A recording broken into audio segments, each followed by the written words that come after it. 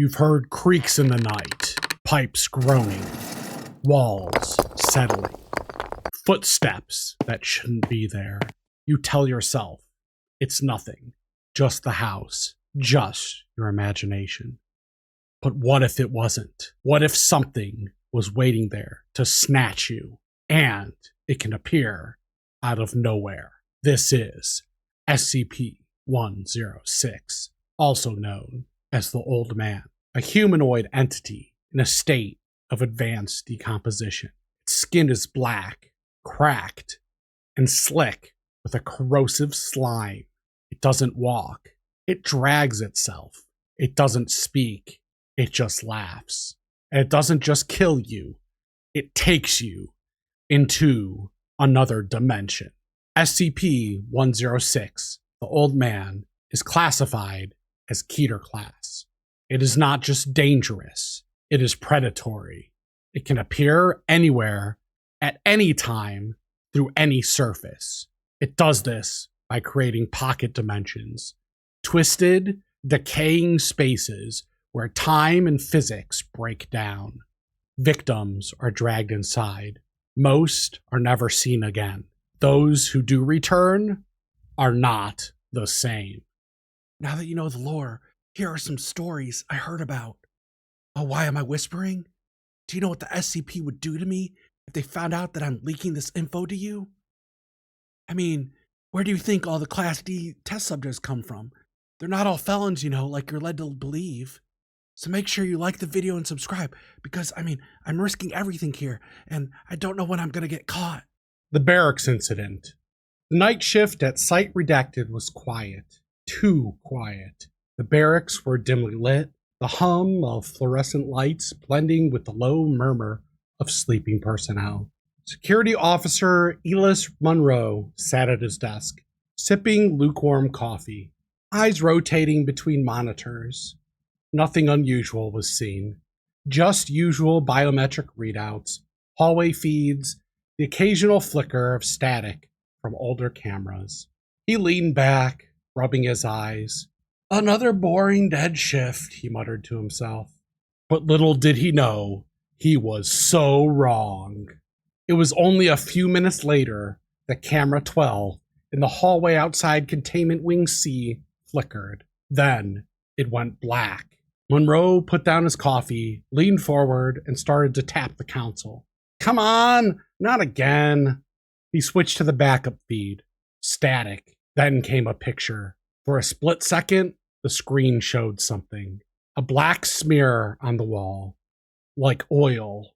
Like rot. And then it was gone. At the same time, Corporal Jenna Ruiz was in the barracks hallway, returning from the mess hall, half asleep, a protein bar in her hand. She sensed something was off. She stopped. The air quickly became cold. Too cold. Her breath fogged in front of her. Then she heard it. Creaking, dragging, like metal bending, like something old waking up. She rounded the corner and froze. The wall ahead was decaying, or was it melting? She was unsure what exactly was happening. Paint peeled, concrete cracked, and then, from the center of it, something stepped out. A humanoid figure, tall, thin, its skin black and slick, like it had been soaking in oil for decades. The smell from it was rancid, smelling like long decaying flesh mixed with oil. Its face was sunken, its mouth twisted into a grin that didn't belong on anything human. It was SCP-106, the Old Man. Ruiz dropped her protein bar and started to back away slowly. At the same time, she whispered into her radio, "Control, this is Ruiz." She continued to back away. "We have a breach. I repeat, we have a..." The Old Man lunged at her. Monroe barely hit the breach alarm before being snatched up and vanishing.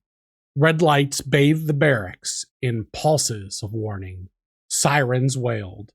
Personnel scrambled from their bunks. Some armed themselves, others ran. But it was already too late.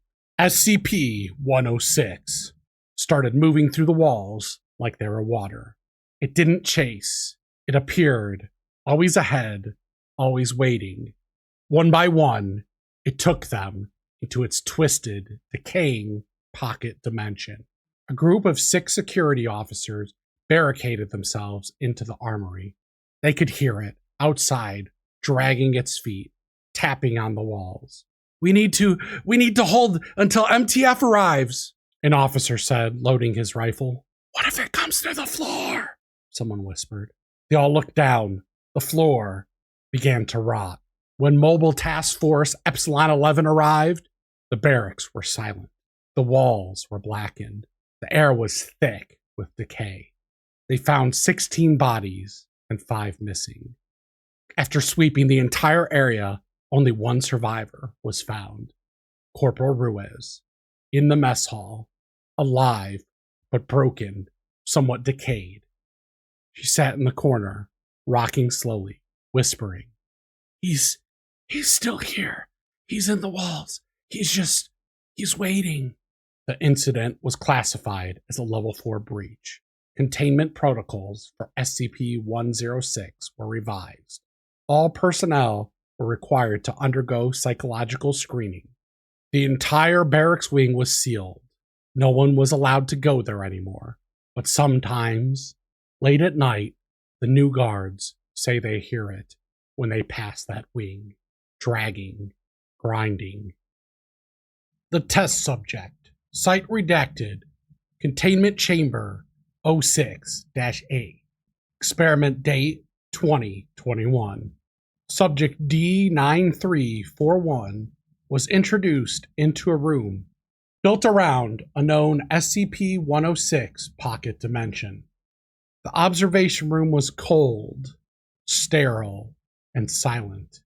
Behind the reinforced glass, a group of researchers and security personnel watched as D9341, a convicted felon turned test subject, was escorted into the chamber. He was tall, mid-30s, with a shaven head and a nervous twitch in his left eye. He wore the standard orange jumpsuit and a biometric collar. Are you sure this is safe? He asked, glancing at the walls.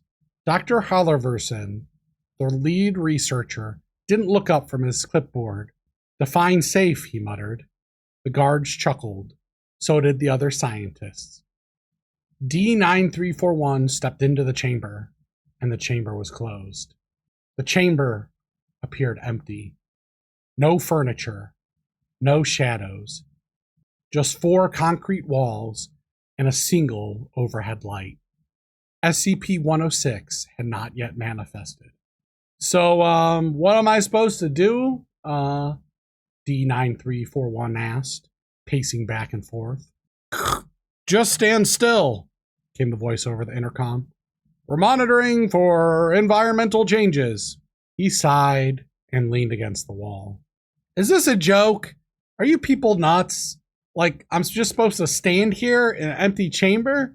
I don't appreciate being messed with. Then the temperature dropped. The lights dimmed and the walls began to rot. Paint peeled. Metal corroded. The floor cracked beneath his feet. D9341 stepped back, eyes wide. Guys, hey, something's happening here? Are you guys seeing this? In the observation room, alarms began to flash. Sensors spiked. The decay was spreading faster than expected. He's coming, Dr. Helverson whispered to the other researchers, not over the intercom. From the far wall, a black, tar-like substance began to ooze. It spread in a circular pattern, bubbling and hissing. Then, a hand, long, thin, rotten. Something crawled out of the wall, upside down, its body twisting unnaturally. And then it dropped to the floor with a wet thud. Its face was sunken, its mouth stretched into a grin. It didn't blink. The test subject screamed. No, no, no, no, no, no. Get me out of here. This isn't what I didn't agree to this. He ran to the door, pounding on it. Open it. Please, please open. Come on, guys.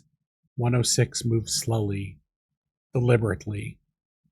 Its feet dragged, leaving streaks of black slime. In desperation, D9341 grabbed a loose piece of rhubarb from the now cracked floor and swung it wildly. Stay back! I swear I'll... SCP-106 didn't flinch. It reached out. The metal rusted in his hands. His skin blistered. He dropped the bar. Then he dropped to his knees, sobbing, Please, please don't!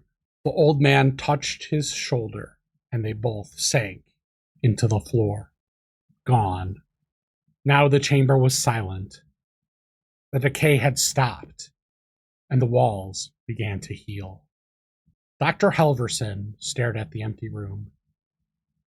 Subject lost. Mark the time, he said to the other scientists. 3 hours later, D9341 reappeared in his cell. No one saw how. He was just there. He was intact. No wounds.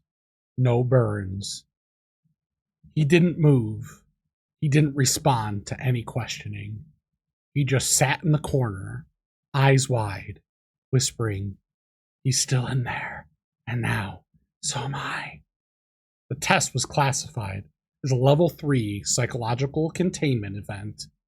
D9341 was transferred to long-term observation. Outside of whispering the same thing over and over, he never spoke again. The civilian disappearance, location redacted, a rural town in the Pacific Northwest. It all started with a missing person report. Elliot Granger, 42, a local mechanic, didn't show up for work. His wife said he went out to the shed behind their house the night before and never came back. Police found the shed door open. No signs of struggle. No blood. Just a black, tar-like smear on the floor and a wrench rusted beyond recognition. They chalked it up to just a disappearance until the next night. 3 more people vanished. A teenager walking home from football practice, a woman closing up her diner, and a retired veteran asleep in his recliner at home. No forced entry, no witnesses, just the same black residue and a faint metallic odor, like rust and rot. The town went on edge. Everyone began to panic. Doors were locked, windows boarded, but it didn't matter. After midnight, a 911 call came in from a farmhouse on the outskirts of town. A teenage girl, Emily Carter, was screaming into the phone. It came out of the wall! It took my dad! It just pulled him in! When officers arrived, they found her, wandering the woods barefoot, covered in scratches and blood. She was in shock, repeating the same phrase. The wall opened. It was breathing. It was smiling. Inside the house, they found the living room decayed, wallpaper peeling, furniture rusted, floorboards warped, and in the center of the room, a black, circular stain still wet. The SCP Foundation intercepted the police report within the hour. Agents posing as federal investigators arrived by dawn. The town was quarantined under the cover story of a chemical spill. Residents were evacuated. All digital records were scrubbed. Emily Carter was taken into Foundation custody. As part of the cleanup, Foundation teams swept the town with thermal scanners and EM field detectors. They found nothing until one of the agents, Agent Rowe, stepped into the basement of an abandoned church. The walls began to rot. The air turned cold. And from the far corner, a hand emerged. It was SCP-106, the old man. Rose screamed. Ah! Her team rushed in, and the team opened fire, but the old man just vanished into the floor, dragging Rowe with him. A mobile containment unit was deployed, using high-frequency sound emitters and decoy lures. SCP-106 was drawn into a reinforced trap chamber. It resisted. It laughed.